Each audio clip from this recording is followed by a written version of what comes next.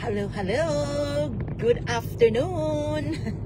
Tinanghali na naman si Mama. Good afternoon! Happy Saturday, beautiful people! Kumusta ang inyong weekend? I hope you are happy, you are healthy, you are loving life, staying safe and healthy. Yeah, so kumusta? Si Tita po ito, magandang tanghali. It's 1:16 PM na po dito sa Ontario, Canada. Good afternoon, good evening, good morning. Kung saan man po kayo sa mundo, I hope you guys are amazing and enjoying life. Yeah. So yeah, and I hope your weekend is amazing and you're having fun. Yes, so kalalabas ko lang. I had 2 classes today. So that's all I do for the weekend, and then pauwi na and family time na. Family time na at kung ano-ano pa ang gagawin, di ba? Ganun lang 'yun. Medyo nainitan ako, parang ang ng aking AC, ng aking heater. Magkape muna tayo. Yeah. So, anyhow, shout out sa aking mga followers diyan, mapabago at mapaluma man kayo. Maraming salamat for following me. Thank you for engaging on my post, sharing on my post. Like, yeah. So, I appreciate you guys very much. Mapabago or mapaluma man kayo. Yeah. So, anyhow, part of my Go Live Challenge. Nasa day 6 na tayo. Yay!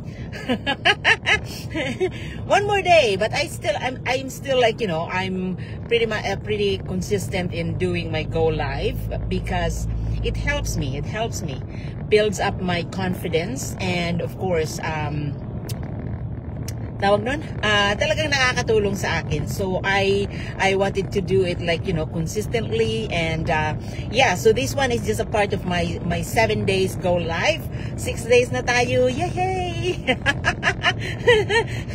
Yeah, so anyhow, nilagay ko po diyan sa aking topic is the importance of celebrating wins. Small, big or small man iyan. Diba? Hindi lang tayo nagsiselebrate pag meron tayong malaking malaking achievement. Dapat pati yung small achievement natin ay talagang isi-celebrate natin. Why? Because it makes us feel good. Diba?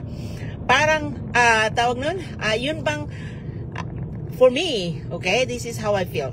When I celebrate like, small wins like that, for me, I feel accomplished.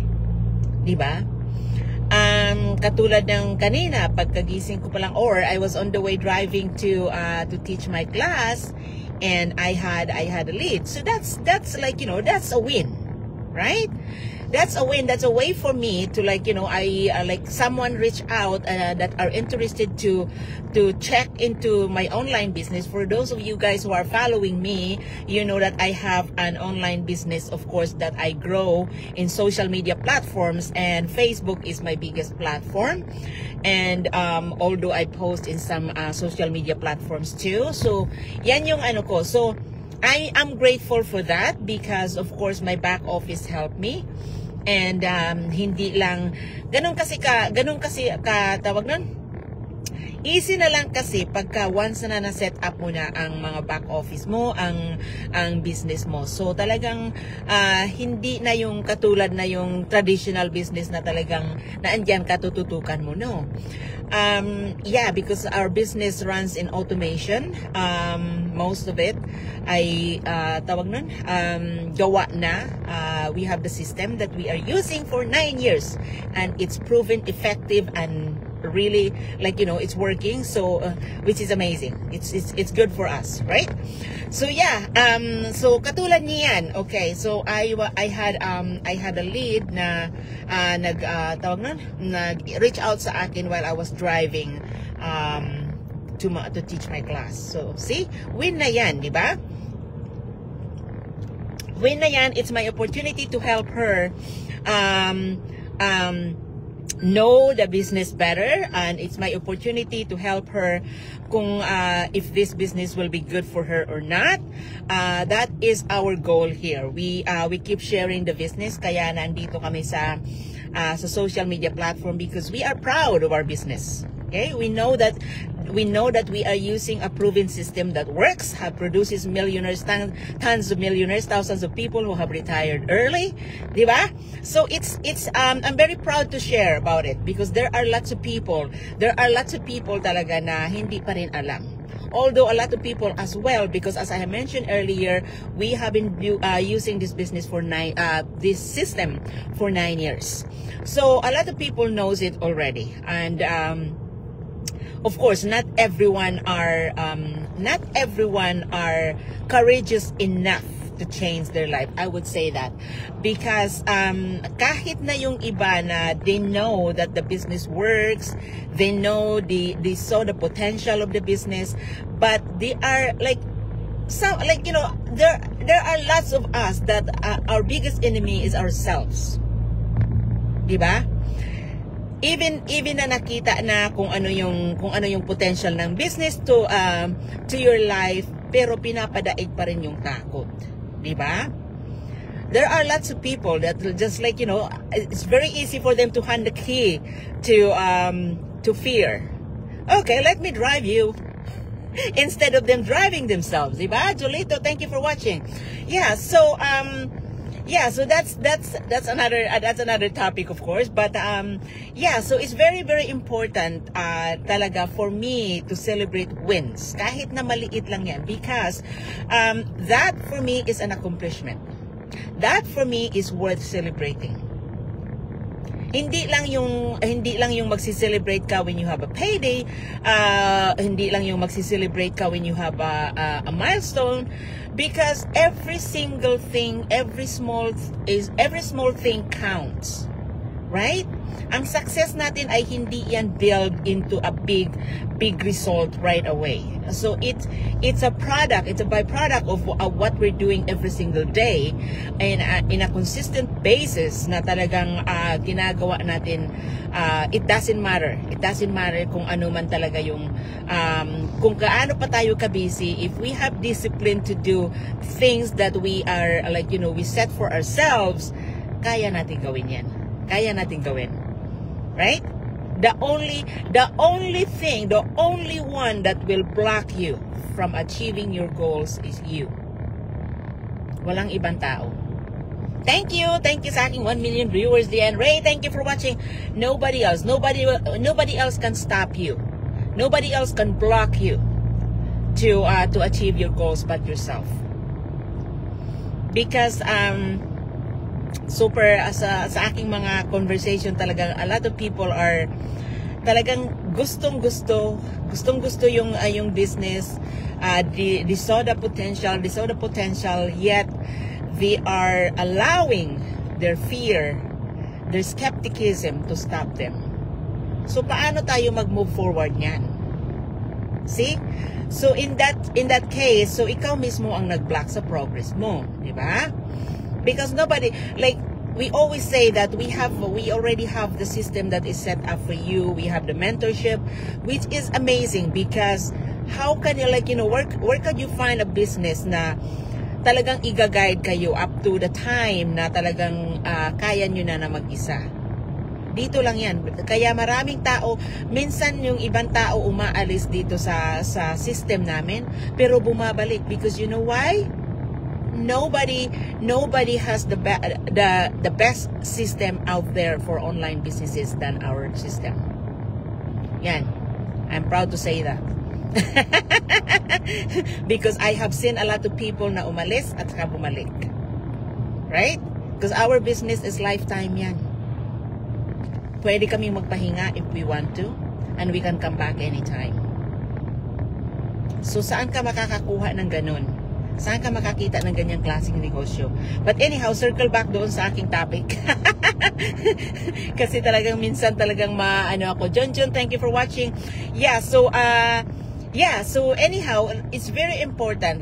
Kahit na konting lang talaga, kahit na konting accomplishment. So halimbawa lang. So I'll give you an example. So halimbawa, in the morning, pagka nag-set kayo ng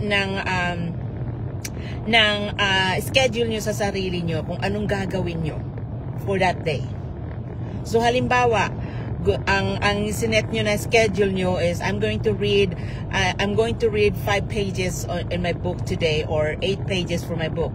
Once you finish that, dapat i-celebrate nyo na talagang pasalamatan nyo ang sarili nyo. You feel good, you feel great when you do that. Because, like, you know, don't wait for somebody else to clap for you. Clap for yourself. Diba? I'm telling you guys, masarap ang pakiramdam na parang na-accomplish mo yung gusto mong gawin para sa sarili mo. Right? Yeah, so I hope it makes sense. So yan yung gusto ko na ibahagi sa inyo. So it's very important. Lalo na pagka meron kang for us here, of course, pagka kahit na yung leads lang. So because for me, I'm happy if people will reach out to me, because you know why? It will give me an opportunity to share the business to them.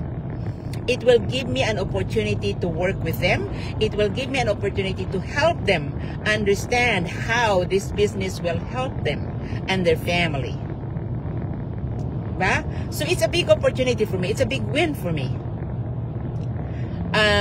If I have someone, like, you know, at the end of the day, I'm not going to decide for themselves, but I will do my best to help them to understand, or to help them, to guide them on how this business can help them and their family. See, that's a big opportunity for me. So I'm happy to do that. So yeah, so that's why talagang super exciting. Super exciting when you know that every single day you have the chance, you have the opportunity to help other people. It's super exciting. So kaya ako nag-i-enjoy sa aking online business, because on top of that, of course, I learn something new every single day. We work online, that changes every hour, every minute, whatever. So yes, and think about it, guys. Everything is moving online. Diba? Things na nalalaman natin few years ago, hindi na yan, obsolete na yan this time. Right? Marami yan. Good morning po. Good morning, Rita. Good afternoon po dito sa Ontario, Canada. It's 1:28 p.m. na po. Yeah. Thank you, guys. Thank you for watching. Yeah. So, like, you know, try your best na talagang mag-improve every single day, because kung ano yung nalalaman natin nung college tayo, it doesn't matter kung tayo ay degree holder or what. Ano yung nalalaman natin sa school, most of them hindi na applicable. Right? Pero naandyan yun, naandyan yung root natin, naandyan yung base ng ating education, so which is amazing, but we have to improve it every single day. Because pagka hindi natin i-improve yan, of course, nagbabago ang nagbabago ang technology, nagbabago ang lahat sa buhay natin, nagbabago. Change is constant, di ba? Yun nga sinasabi nila, change is constant. So you have to be prepared, you have to be adaptable para to go with the flow kung ano man yung change, di ba? Kasi kung hindi, mapag-iwanan ka. Di ba? So it's good for us to be open-minded. It's good to us to be open to learning new things. It's good for us, like, you know, makakatulong na yan. I'm not just talking about online business. I'm talking about our everyday life. Makakatulong na yan in all areas of our life kung tayo ay open-minded. Diba? Yeah. So anyhow, I hope it makes sense, guys. So yeah, ano nga ba yung sinasabi ko? 2:29 a.m. here in the Philippines. Yes po, because we have 13 hours difference na. Pag nagbago kasi ang oras dito is 13 hours. Pero normally 12 hours lang talaga. So thank you. Good morning. Oh my God, gising pa kayo. Thank you for watching though. Thank you. Yeah, so anyhow, I hope it makes sense. So of course, hindi lang mga small small achievement natin, kung hindi true po. Yes. Kung hindi yung big achievement, of course. Kalimitan sa atin pagka mga big achievement na talaga, doon natin sinicelebrate, di ba? Parang kalimitan sa atin, binabaliwala natin yung mga small achievement natin, pero guys, that counts. ang small achievement talaga ay talagang dapat din natin yan i-celebrate, hindi lang talaga big wins. So anyhow, I hope it makes sense, but yan lang ang aking gustong i-share sa inyo. So celebrate anything na sa tingin nyo na accomplish nyo sa sarili nyo. Anything, talagang i-celebrate nyo yan. Because I can promise you, you feel good. You feel good about yourself. Na yes, nagawa ko ito. Yes, I have this opportunity today. Yes, it's nice to it's nice to help somebody else today. It's nice to share something to them, yung mga ganun, di ba?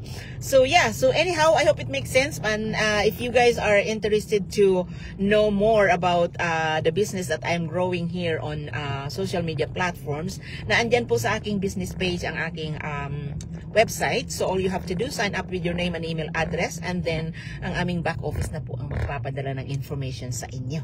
So ganun po ka-easy pagka na-set up mo na ang business mo. But anyhow, enjoy the rest of your Saturday. Again, thank you for watching. Ang dami-dami nyo. Maraming salamat for tuning in. Maraming salamat na sinasamahan niyo ako. So enjoy the rest of your Saturday or Sunday morning na po diyan sa Pilipinas. So yes, ingat po. And again, I'll touch base with you next time. So maraming salamat and God bless everyone.